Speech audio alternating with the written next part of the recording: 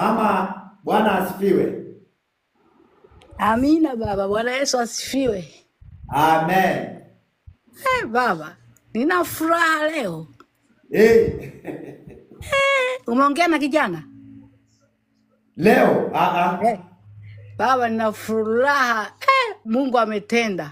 Amen. Amen. Ulimwambia kijana wangu ana nini? Amevishwa nini mikono? Gloves. Biashara yake baba inaenda vizuri. Anasema leo aliletewa mzigo sijui jana sijui nani. Watu wamepigana, wameenda huko kuchukua, wamepigana kabisa, watu kupigana na pigania mzigo. Amenambia leo. Wamepigana, anasema wamepigana, wateja wangu wamepigana. Sasa na mimi nikakaa tu sijui niamue nani. Anasema. Nikamwambia endelea sasa, endelea, nitaongea naye leo nimpe ushuhuda. Safi sana.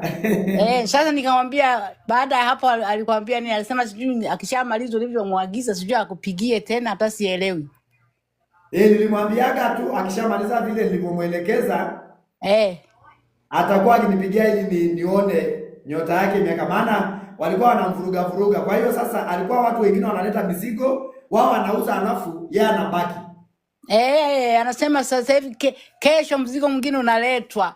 Magunia sijui 27 sijui mangapi. Kwa hiyo tusubirie tuone hiyo kesho. Maana leo wamepigana watu hayakutosha.